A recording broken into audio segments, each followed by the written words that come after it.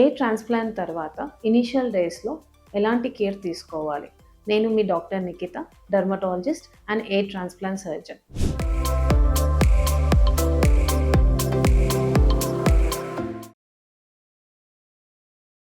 ఏ transplant తర్వాత first 7 days అనేది చాలా క్రూషియల్ పీరియడ్. అందులో ఫస్ట్ 3 డేస్ అనేది ఇంకా క్రూషియల్. ఈ ఫస్ట్ 3 డేస్ ఎలా మేనేజ్ చేయాలో చెప్తాను. స్కాల్ప్‌ని టచ్ చేయడం కానీ, గ్రాఫ్ట్స్‌ని టచ్ చేయడం కానీ చేయొద్దు.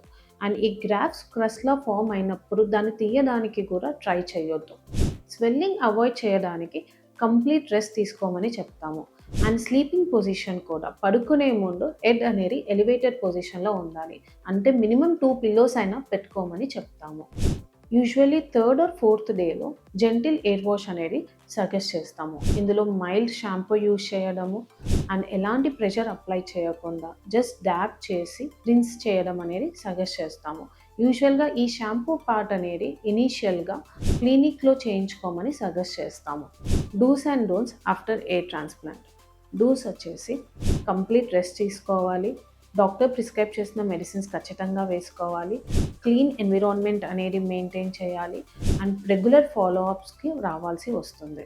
ట్రాన్స్ప్లాంట్ తర్వాత అవాయిడ్ చేయాల్సింది స్మోకింగ్ అండ్ ఆల్కహాల్ అవాయిడ్ చేయాలి, టైట్ క్యాప్స్ ఆర్ హెల్మెట్స్ పెట్టుకోవడం అవాయిడ్ చేయాలి, సన్ ఎక్స్పోజర్ డైరెక్ట్గా అవాయిడ్ చేయాలి, gym and heavy workouts initially 10 డేస్లో అవాయిడ్ చేయాల్సి ఉంటుంది.